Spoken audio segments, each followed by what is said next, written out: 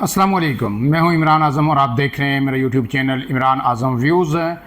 ताज़ा तरीन जो सूरत हाल है रावलाकोट की, वहाँ पे धरने की और उस हवाले से जो सियासी तौर पर मसालियत की कोशिशें की जा रही हैं, अपडेट्स के साथ आपकी खिदमत में हाजिर हैं। इसके साथ साथ दूसरी आम खबर ये है कि पाकिस्तान पीपल्स पार्टी के जो टिकट्स हैं उसके लिए आज पार्लिमानी बोर्ड का इजलास हुआ इस्लामाबाद के अंदर जरदारी हाउस में, और तमाम जो डिवीजन थे उनके उम्मीदवारों के इंटरव्यूज़ हुए। उसमें बड़ी ही जो है दिलचस्प सूरत हाल इस वक्त सामने आ रही है और कई एक हलके हैं जिसमें जो बड़े पार्टी रहनुमा हैं उनके दरमियान बहुत ही जो है महाजाराई देखने में आई है। ये कौन कौन से हलके हैं जो इस वक्त जो कशीदगी वहाँ पे है और कोई पता नहीं कि ये टिकट किसको मिलेगा, क्या खिंचातानी हो रही है, और इन हलकों में अगर किसी एक को टिकट मिलता है तो दूसरे उम्मीदवार का रद्द-ए-अमल क्या होगा, ये इनसाइड स्टोरी जो है आपके सामने रखेंगे। लेकिन उससे पहले आपसे गुजारिश कि अगर आप मेरे चैनल पर नए हैं तो इमरान आज़म व्यूज़ को सब्सक्राइब कीजिए, बेल का निशान ज़रूर दबाइए ताकि आपको वीडियोज़ बर वक्त मिलती रहे। तो सबसे पहले आगाज़ करते हैं जो मसालियत की कोशिश हैं इस वक्त इस्लामाबाद के अंदर। मौलाना फजलुर रहमान के बाद जो है अब जमात इस्लामी जो है पूरी तरह हरकत में है, और जो जमात इस्लामी के अमीर हैं हाफिज़ नईमुर रहमान, वो कराची से इस्लामाबाद तशरीफ़ लाए और आज उन्होंने पे दर पे मुलाकातें की। पहले उन्होंने पीटीआई रहनुमाओं से मुलाकात की, फिर उनके साथ प्रेस कॉन्फ्रेंस की, बैरिस्टर गौर और असद कैसर थे। फिर उन्होंने जो है अपोजिशन लीडर महमूद अचकज़ई हैं उनके साथ मुलाकात की, और फिर उसके बाद जो शाहिद खाकान अब्बासी हैं जो तहरीक तहफ़्फ़ुज़ आईन पाकिस्तान के सरबराह हैं उनके साथ अहम मुलाकात हुई। तमाम लोगों के साथ जो है उन्होंने जो प्रेस कॉन्फ्रेंसेस भी की। अब उसमें उन्होंने क्या कहा वो आपके सामने रख देते हैं। इसमें जनाब जो महमूद अचकज़ई से आम मुलाकात हुई, उसके बाद दोनों ने प्रेस कॉन्फ्रेंस की।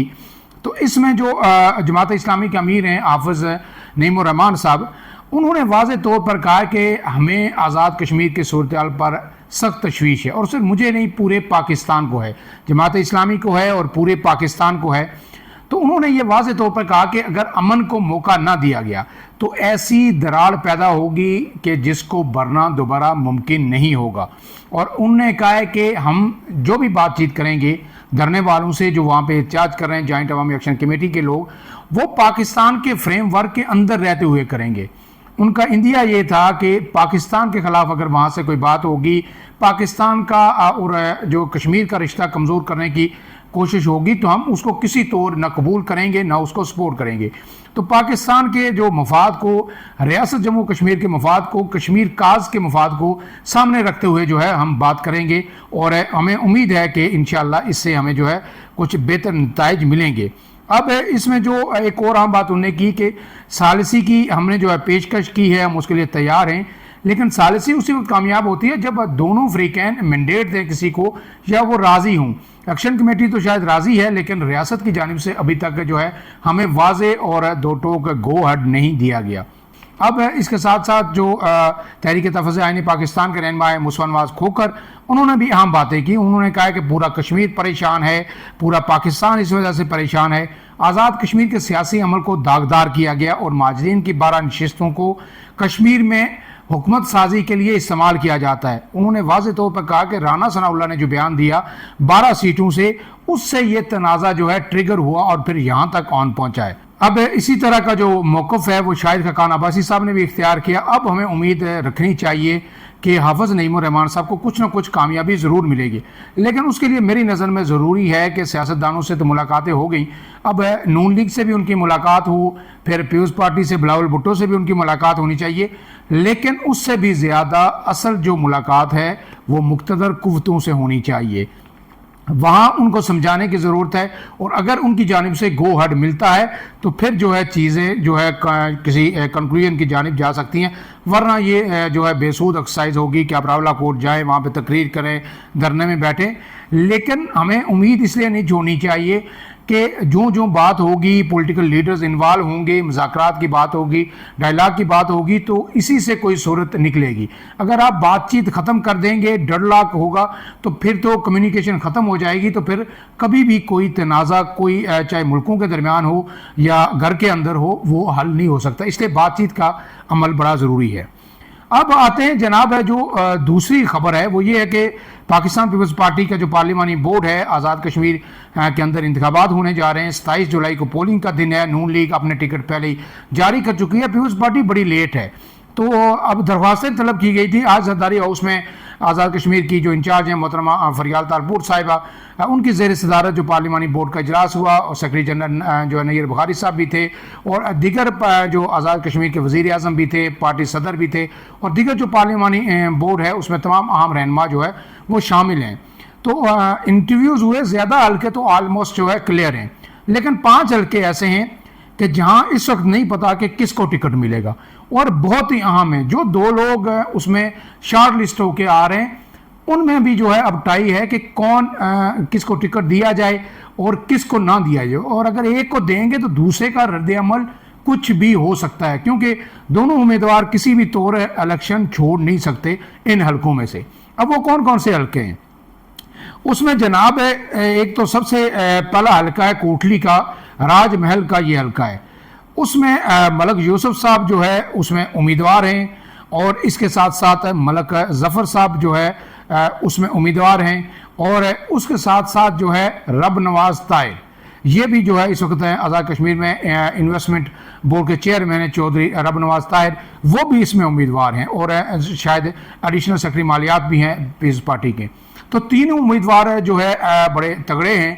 اب اس میں ملک یوسف صاحب بھی پہلے سے موجود ہیں, چودھری رب نواز طاہر صاحب بھی پہلے سے موجود ہیں, لیکن ملک جو ظفر صاحب ہیں وہ سابق منسٹر ہیں اور وہ پیپلز پارٹی میں شامل ہوئے تھے تو وہ بھی یعنی تگڑے امیدوار ہیں. اب اس میں ذرا یہ بتا رہے ہیں کہ چودھری یاسین صاحب کی یہ کوشش ہے پوری کہ ملک یوسف صاحب کو یہ ٹکٹ ملے. چودھری لطیف اکبر صاحب یہ چاہ رہے ہیں کہ جناب چودھری رب نواز طاہر صاحب کو یہ ٹکٹ ملے, باقی بھی کچھ لوگ ان کے فیور میں ہیں. لیکن جو اس وقت سب سے زیادہ جو پلڑا باری ہے کیونکہ سابق منسٹر کو شامل کیا گیا تھا, چودھری ریاض صاحب اور دیگر نے شامل کیا تھا, تو ظاہر ہے کسی یقین دانی بھی شامل کروایا ہوگا. تو لگتا یہ ہے کہ شاید ملک ظفر صاحب یہ ٹکٹ لے اڑیں گے. اگر لے اڑیں گے تو پھر جو دیگر 2 رہنما ہیں ان میں خاص کر کے جو ملک یوسف صاحب ہیں ان کی حکمت عملی کیا ہوگی, وہ کیا فیصلہ کریں گے, یہ بڑا اہم ہے. تو اس حلقے کا فیصلہ جو ہے بڑا دلچسپ ہوگا کہ یہاں پہ ٹکٹ کس کو ملتا ہے. اب اس کے ساتھ دوسرا حلقہ ہے کھوئرٹا کا.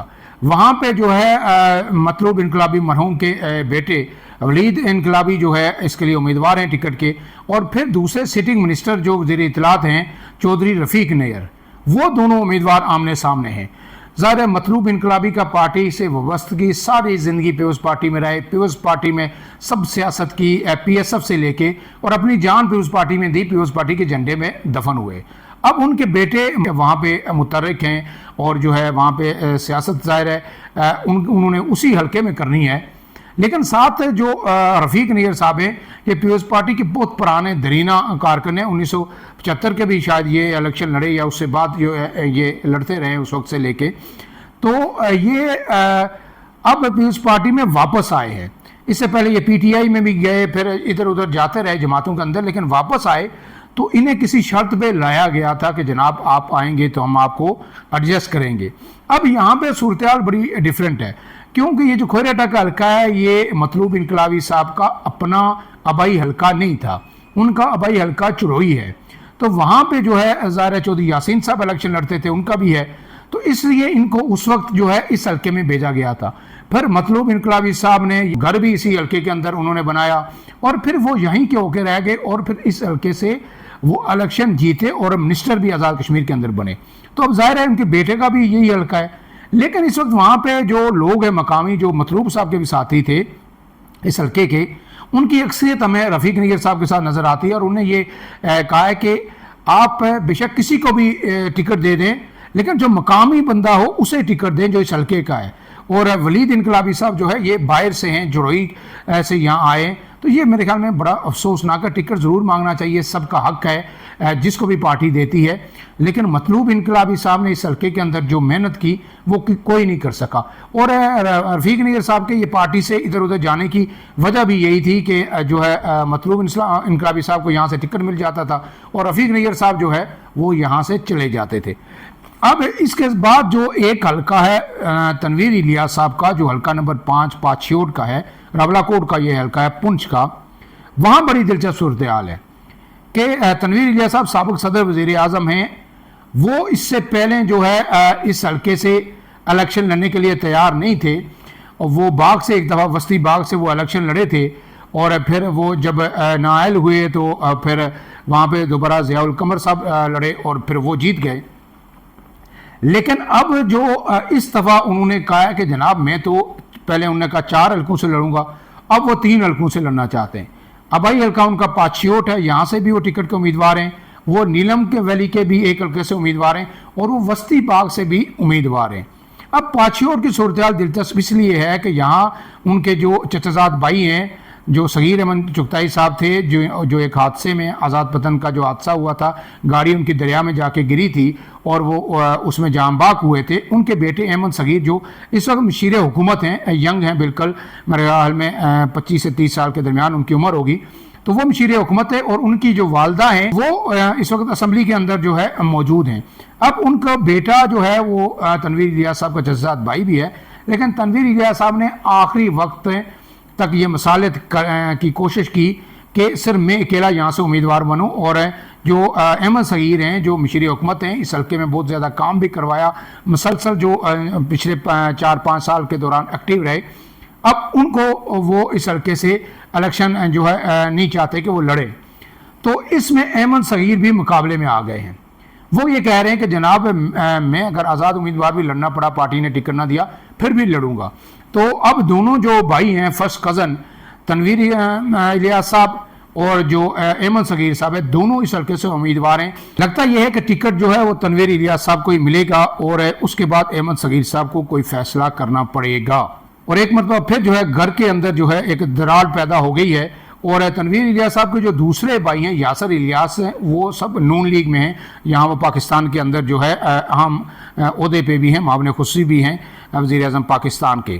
اب اس کے ساتھ تنویر الیاس صاحب وسطی باغ سے بھی الیکشن لڑنا چاہتے ہیں، اور وہاں اس وقت وسطی باغ کے اندر کون ہے؟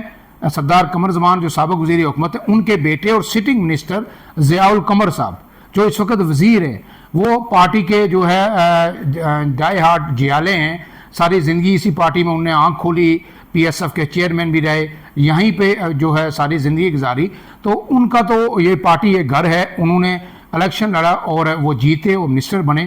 اب تنویر صاحب کہہ رہے ہیں نہیں میں وسطی باغ سے بھی لڑوں گا، اور شرقی باغ میں قمر زمان صاحب خود امیدوار ہیں۔ اب دیکھنا یہ ہے کہ کیا وہ وسطی سے وڈرا ہوں گے۔ قمر زمان صاحب چونکہ پارلیمانی بورڈ کا حصہ بھی ہیں، تو ان کے حلقے میں جو شرقی سے جہاں انہوں نے کاغذات جمع کرائے وہاں تو دوسرا کوئی بھی اس پارٹی کا امیدوار ہے ہی نہیں، لیکن یہاں پہ تنویر الیاس صاحب ہیں۔ اب کیا قمر زمان صاحب اپنے بیٹے کا ٹکٹ بچانے میں کامیاب ہو پاتے ہیں یا نہیں؟ اب جو اس کے ساتھ جو نیلم کا حلقہ ہے، وہاں پہ 2 حلقوں میں نون لیگ کے جو صدر ہیں شاہ غلام قادر صاحب لڑ رہے ہیں، اور جو میاں وحید صاحب ہیں پیپلز پارٹی کے عام رہنما سینئر منسٹر بھی ہیں، وہ جو ہے وہ ہمیشہ ان 2 حلقوں سے لڑتے ہیں۔ اب تنویر الیاس صاحب کہہ رہے ہیں کہ نہیں جناب ایک حلقے سے تو اس دفعہ میں لڑوں گا، وہاں سے بھی لڑوں گا، میں 3 حلقوں سے جو ہے نا تو ہر صورت لڑوں گا، اور میاں وحید صاحب کہہ رہے ہیں کہ نہیں جناب آپ اپنے جو آبائی حلقوں میں جائیں، وہاں سے ہی لڑیں، اپنے آبائی ڈسٹرکٹ سے لڑیں، یہاں ہمارے علاقے میں نہ آئیں۔ لیکن وہ شاید تنویر الیاس صاحب کے ذہن میں یہ ہے کہ وہ نیلم کا وہ حلقہ جیت جائیں، آبائی حلقہ بھی جیت جائیں، تو پھر آبائی حلقہ تو وہ نہیں چھوڑیں گے، لیکن نیلم کا حلقہ وہ چھوڑیں گے، تو 2 حلقوں میں سے ایک حلف اٹھانے سے پہلے چھوڑنا پڑتا ہے، تو اگر وہ نیلم کا چھوڑتے ہیں تو یقیناً ان کے ذہن میں ہوگا کہ میں وہاں سے اپنے بیٹے کو لڑاؤں ضمنی الیکشن کے اندر۔ تو یہ صورتحال ہے۔ اس کے علاوہ تنویر الیاس صاحب نے راولا کوٹ شہر کا جو حلقہ ہے، حلقہ نمبر 3، وہاں بھی انہوں نے کاغذات نامزدگی جو ہے وہ جمع کروائے تھے، لیکن دلچسپ صورتحال یہ ہے کہ کاغذات نامزدگی تو انہوں نے وہاں پہ جمع کروائے، لیکن پیپلز پارٹی کے پارلیمانی بورڈ کے سامنے ٹکٹ کے لیے انہوں نے درخواست نہیں دی۔ ٹکٹ کے لیے انہوں نے صرف 3 حلقوں میں نیلم، وسطی باغ اور جو پاچیوٹ کا حلقہ ہے اس میں انہوں نے درخواستیں دی، راولا کوٹ میں درخواست نہیں دی۔ تو اب راولا کوٹ میں پھر درخواست کس نے دی؟ راولا کوٹ میں کئی امیدوار ہم نے دیکھا کہ پچھلے عرصے میں پریس کانفرنسز کرتے رہے، جن میں سردار بلال شکیل ایڈوکیٹ نے بھی پریس کانفرنس کی، انہوں نے الیکشن لڑنے کا اعلان کیا، پھر اپنی بھرپور مہم بھی انہوں نے شروع کر رکھی تھی۔ اسی طرح ایک اور امیدوار تھے سردار آفتاب حسرت ایڈوکیٹ، انہوں نے بھی پریس کانفرنس کی، انہوں نے بھی کہا کہ میں امیدوار ہوں اور میری بڑی درینہ وابستگی ہے پارٹی کے ساتھ، تو میں الیکشن لڑوں گا۔ لیکن آج یہ بڑا انکشاف تھا جب ہمیں پتہ چلا کہ دونوں میں سے ایک نے بھی پارٹی ٹکٹ کے لیے درخواست نہیں دی جو ہے پیپلز پارٹی کو. تو اب جو امیدوار راولاکوٹ سے ہیں وہ 3 ہیں.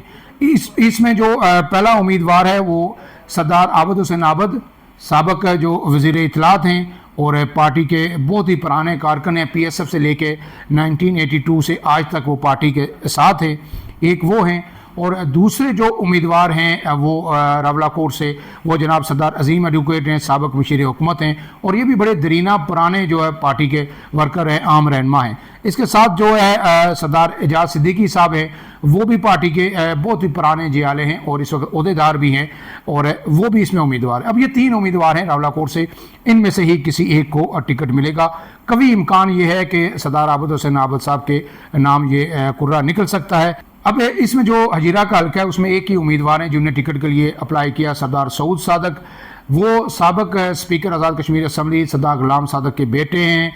غلام صادق صاحب ایک تاریخی شخصیت تھے، پیپلز پارٹی کے جیالے تھے، اور ضیاء الحق نے جب ذوالفقار علی بھٹو کو پھانسی دی اس وقت وہ ٹیچر تھے، اور انہوں نے پھر جلوس نکالا بچوں کو لے کے، پھر اس کے بعد ان کے خلاف کارروائی کی، اور انہوں نے پھر وہ استعفیٰ دے کے جو ٹیچر تھے تو وہ سیاست کے میدان میں آ گئے، اور پھر جو ہے ایک وقت ایسا آیا کہ وہ اسپیکر آزاد کشمیر اسمبلی بنے. انہی کے یہ بیٹے ہیں، پی ایس ایف کے عہدیدار بھی رہے، اور پھر اب یہ ٹکٹ کے امیدوار ہیں. ظاہر ہے انہیں ٹکٹ مل جائے گا.